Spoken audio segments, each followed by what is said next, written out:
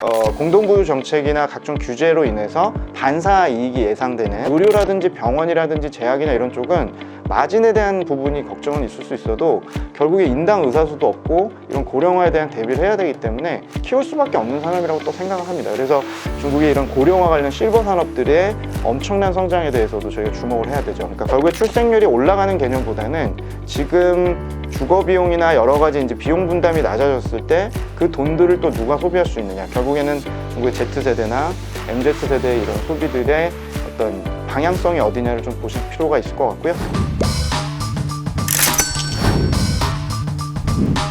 그 기회 요인이 좀 커지는, 즉 공동부유 정책이나 각종 규제로 인해서 반사 이익이 예상되는 산업들도 조금 더 설명을 좀 드리도록 하겠습니다.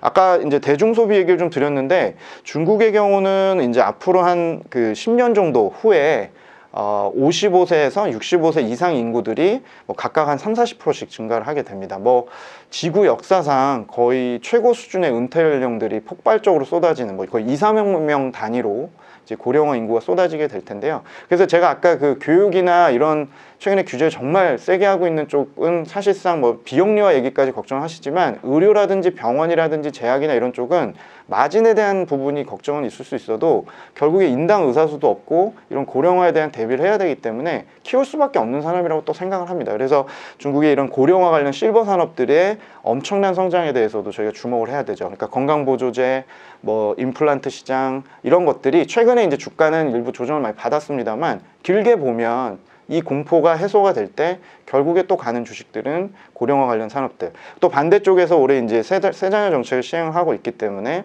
뭐 단순히 이제 좁게 보면 아동용품 시장이나 새로운 시장이겠지만 결국에 출생률이 올라가는 개념보다는 지금 주거 비용이나 여러 가지 이제 비용 분담이 낮아졌을 때 그 돈들을 또 누가 소비할 수 있느냐. 결국에는 중국의 Z세대나 MZ세대의 이런 소비들의 어떤 방향성이 어디냐를 좀 보실 필요가 있을 것 같고요. 대부분은 화장품이나 의류나 중국 로컬 브랜드 중심의 이런 체험형 소비 이런 쪽에 이제 관련 기업들도 상당히 폭발적으로 성장은 예상이 됩니다. 그래서 양극화가 좀 커지기 때문에 중국 로컬 브랜드 위주로, 그러니까 명품 쪽이 아니라 이제 중국의 로컬 브랜드 중에서 2, 3, 3도시 혹은 중위권 중저가 가격을 참 잘하는 기업들은 뭐 규제 위험도 없고 계속적으로 좀 가져갈 수 있는 시대가 아닌가 생각을 좀 갖고 있습니다.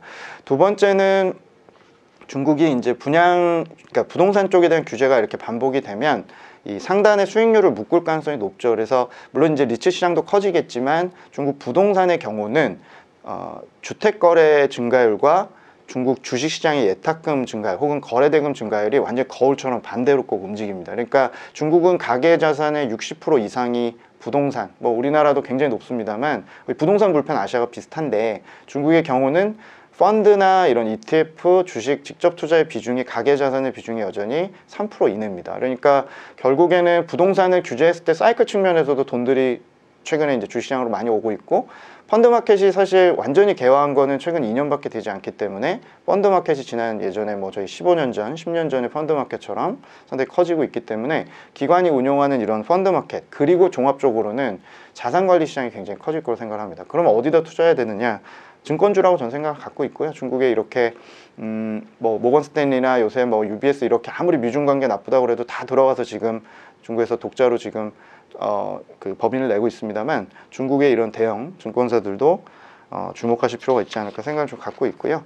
그리고 이제 스마트 제조업들이라고 불리는 중국의 이런 중소 벤처 육성 기업들을 상당히 중점으로 밀어주고 있는데 이거는 뭐 아까 말씀드린 대로 개별주 투자보다는 과창판, 그러니까 스타 50 지수 같은 것들이나 창업판의 기회를 호신탐탐 노리실 필요가 있을 것 같습니다. 참고로 중국 정부는 이 양극화가 제조업에서도 커지는 걸 잘 알고 있기 때문에 다른 나라들을 쫓아가는 입장에서 실패 사례를 좀 많이 답습을 하는 것 같아요. 그래서 중국 정부가 직접 나서서 스몰캡 혁신 뭐 1등 기업, 소거인이라고 해서 작은 거인들 기업들 10,000개를 뭐 5년 안에 육성하겠다 해가지고 하고 있는데 저희가 이거를 압축해서 투자할 수 있는 게 다 과창판이고 최근에 반도체 장비나 소재, 부품 기업들이 상장을 시켜서 시장에서 뭔가 승부를 보겠다. 즉 직접 보조금을 줘봤자 모럴 해저드가 있을 수 있으니 직접적으로 뭔가 효율성을 위해서 자본시장이 택하는 쪽으로 좀 가고 있기 때문에 버블이 끼기가 쉽고 시진핑 주석이 만든 이 과창판 지수 같은 그런 것들이 좀 과열될 가능성이 높기 때문에 주목 꼭 하실 필요가 있을 것 같습니다. 마지막으로 탄소 중립이나 신형 인프라는 뭐 이미 주가들이 많이 그쪽으로 좀 가고 있는데요. 분명히 올해 연말까지는 좀 일부 과열 때문에 좀 조정 양상이 있을 수도 있다라고 좀 생각을 갖고는 있는데, 이게 되게 다양한 영역에서 수혜주들이 꼭 있을 수 있습니다. 꼭 무조건 배터리나 수소나 신재생만 보실 게 아니라 소위 말해 지금 이미 좋은 철강이나 뭐 시멘트, 건자재, 화학 같은 기업들도 결국에 증설을 못하고 신규 투자는 제한이 된 상태에서 이제 계속 구조전환을 하고 구조조정이 발생을 하고 있기 때문에 가격들이 상당히 올라가거나 그 관련 기업들의 재평가가 좀 있을 수 있습니다. 그래서 저는 개인적으로 전기차나 중국의 이런 전통 소재 기업들, 산업재 기업들도 묶어서 좀 공부하실 필요가 있지 않나 생각 갖고 있고요.